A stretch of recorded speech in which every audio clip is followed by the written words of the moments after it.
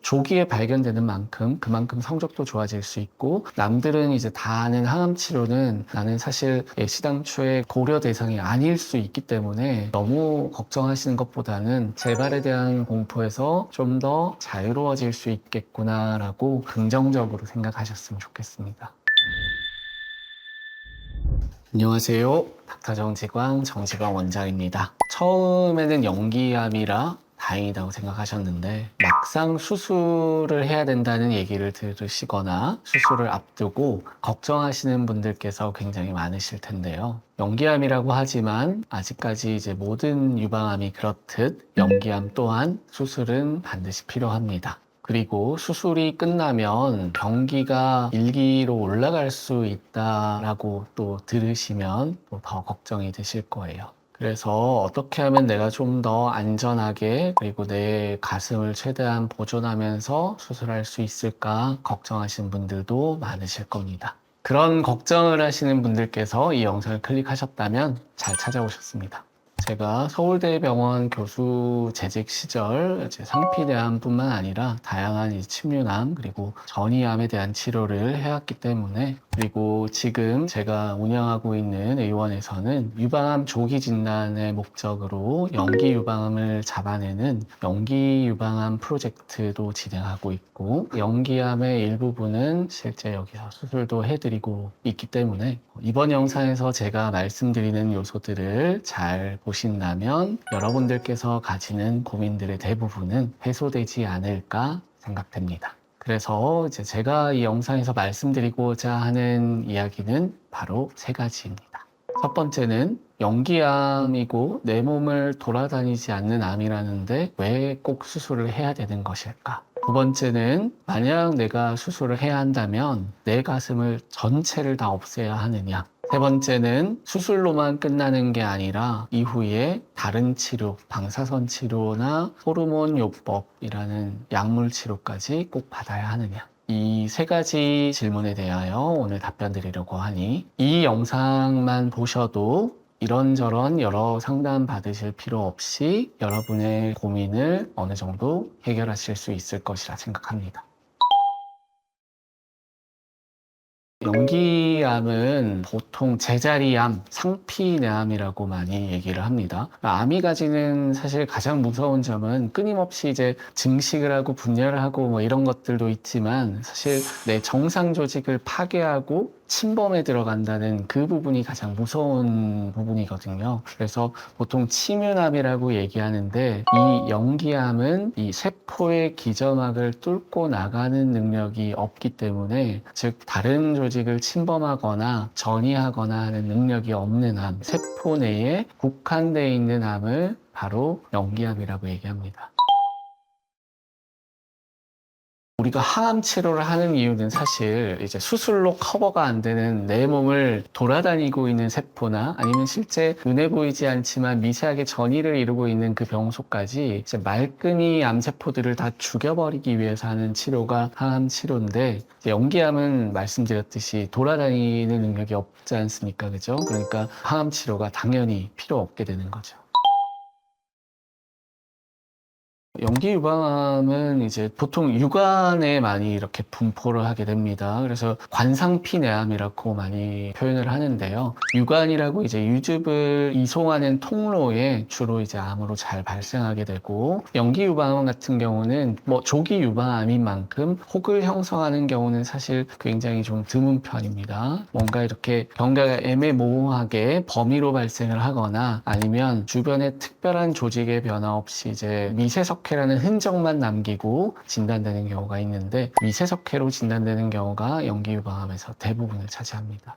혹을 형성을 하는 경우가 사실 잘 없기 때문에 초음파로 진단되는 경우는 굉장히 적어요. 초음파의 경우는 검사자의 손을 타는 검사이기도 하고 표준화가 어려운 검사이기 때문에 혹으로 발견되지 않는 병변인 경우에는 이런 이제 편차가 있을 수 있고 부정확할 수 있기 때문에 찾아내기도 어렵거니와 뭐 검사가 정확하지 않을 수 있습니다만, 미세석회의 경우는 얘기가 다르죠. 이제 유방 촬영 검사라는 것 자체가 장비의 영향은 받을 들 수 있지만 숙달된 이제 유방 영상 전문의가 어느 정도 수준의 영상 장비로 찍게 되면 미세석회에 대한 평가는 바이러즈 카테고리라고 해서 보편화된 이 영상 등급 체계로 분류를 할 수 있습니다. 그렇기 때문에 이제 이 미세석회가 정말 조기 유방암의 가능성이 있는지 쉽게 알아볼 수 있는 소견이 바로 미세석회 병변이 됩니다.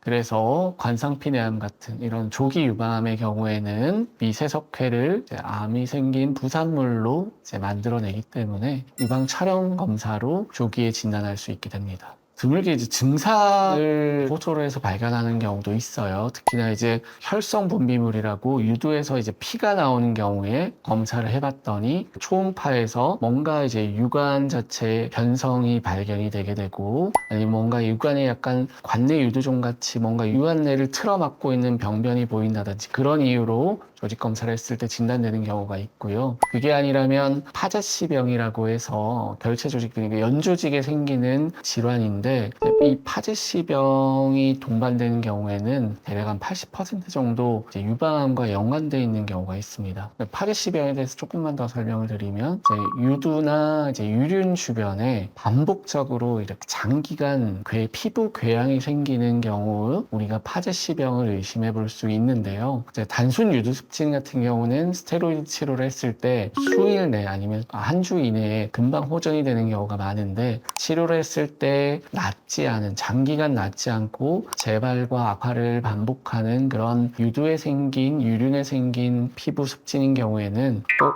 파제시병을 의심해 보셔야 되고, 그런 경우에 유방 내에 뭔가 병변이 동반돼 있다면 조직 검사를 했을 때 상피내암으로 나오는 경우가 많습니다.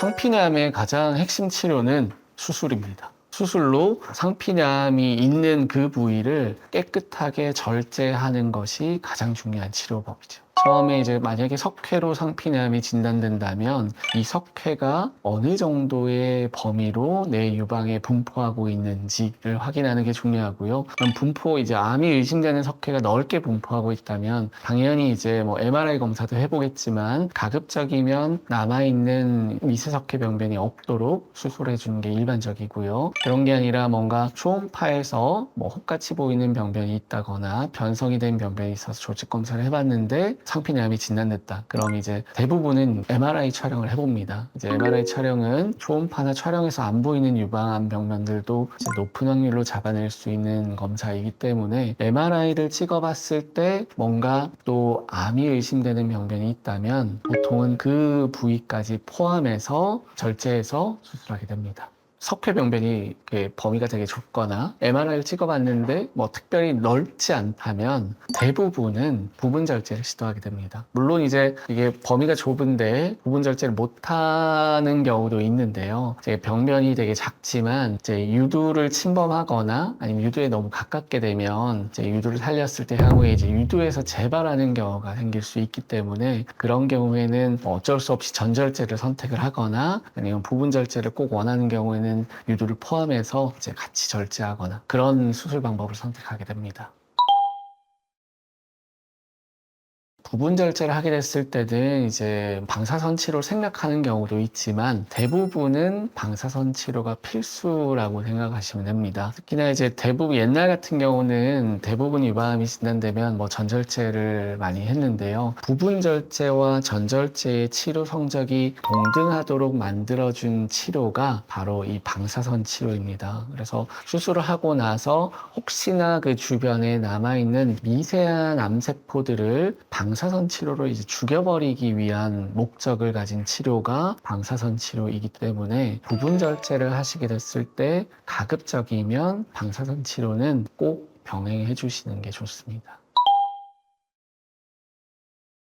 상피내암 같은 경우는 당연히 이제 남아있는 내 유방 조직이 없으니까 당연히 방사선 치료는 생략하게 됩니다. 상피내암 같은 치료는 총 세 가지를 생각하시면 돼요. 첫 번째 수술, 두 번째는 방사선 치료, 그리고 세 번째는 호르몬 치료인데, 이 호르몬 치료는 이 내가 진단된 상피내암이 그 에스트로겐이라고 하는 호르몬 수용체가 있는지, 양성인 상피내암인지를 확인하시게 되고요. 양성으로 확인이 되면 호르몬 치료를 합니다. 5년 동안. 그렇지 않고 이제 호르몬 음성인 경우에는 당연히 이제 호르몬 치료를 하지 않습니다. 모든 치료가 이제 수술이 일단은 가장 중요한데요. 절제면에 이제 상피내암이 남아있지 않고 방사선 치료까지 이제 잘 치료를 받으셨다면 사실 이후에 상피내암이 재발할 가능성은 굉장히 낮다고 보시면 됩니다. 그래서 재발에 대한 걱정은 너무 크게 하지 않으셔도 될 것 같습니다.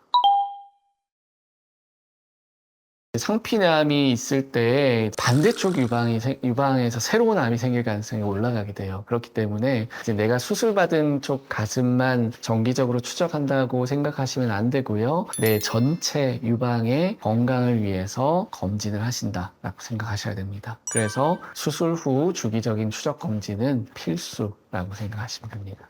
한국유방암학회에서 이제 유방암 백서라고 매년 유방암의 현황이나 통계나 국내 치료 성적 데이터를 분석을 해서 항상 이제 책자를 발간하는데, 최신 버전을 보시면 상피내암에 진단되는 비율이 이제 전체 유방암 중에서는 대략 한 7% 정도, 생각보다 비중이 그렇게 많지 않아요. 그래서 연기에 조기에 이 암을 발견하는 것들은 어떻게 보면 굉장히 운이 좋은 부분이라고 생각하실 수 있습니다. 그렇기 때문에 조기에 발견되는 만큼 그만큼 성적도 좋아질 수 있고, 남들은 이제 다 아는 항암 치료는 나는 사실 시당초에 고려 대상이 아닐 수 있기 때문에 상피내암으로 진단된다면 너무 걱정하시는 것보다는 정말 조기에 잘 발견해서 더 잘 치료를 받을 수 있고 덜 걱정할 수 있고 재발에 대한 공포에서 좀 더 자유로워질 수 있겠구나라고 긍정적으로 생각하셨으면 좋겠습니다. 그래서 오늘은 상피내암에 대해서 말씀드려봤는데요. 향후에 이제 우리나라의 상피내암 발견 비율은 이제 10%대인데, 그럼 이제 연기 프로젝트를 진행하는 저희 UV원에서는 과연 그 상피내암의 비율이 어느 정도인지 추후에 한번 공개해드리겠습니다. 제가 준비한 영상은 여기까지입니다. 시청해주셔서 감사합니다.